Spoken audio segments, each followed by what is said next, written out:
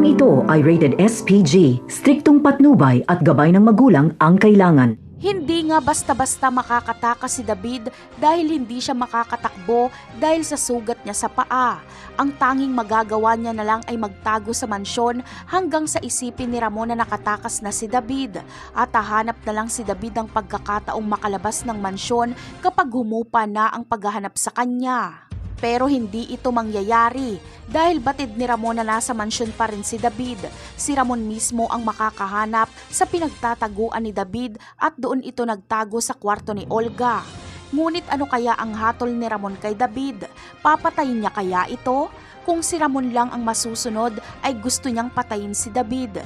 Pero magmamakaawa si Marites na wag itong patayin.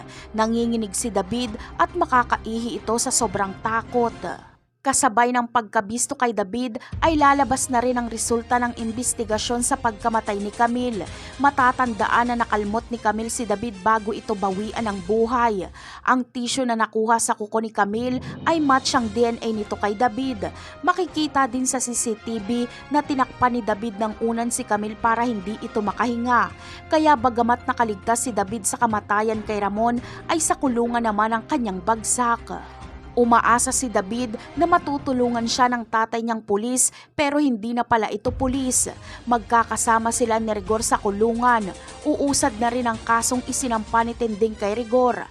At dahil sinabi ni Lena sa presinto na binubugbog siya ni Rigor araw-araw ay sapat na itong basihan para patunayan na sinadyang patayin ni Rigor si Lena para manahimik na ito at hindi na siya kasuhan. Magsasama sa kulungan ang mag-amang mayabang. Mas mabuti ng ganito ang karma ni David dahil kulang nakabayaran ang kanyang buhay para sa kanyang mga kasalanan. Magdurusa sila ni Rigor sa loob ng kulungan. Pag-iinitan sila ng mga warden. Mararanasan nila ang naranasan ni Tanggol hanggang sa hindi kayanin ni David at siya na mismo ang magpapakamatay. At susunod si Rigor kay David. Yan ang aabangan natin sa mga susunod na episode. Paalam!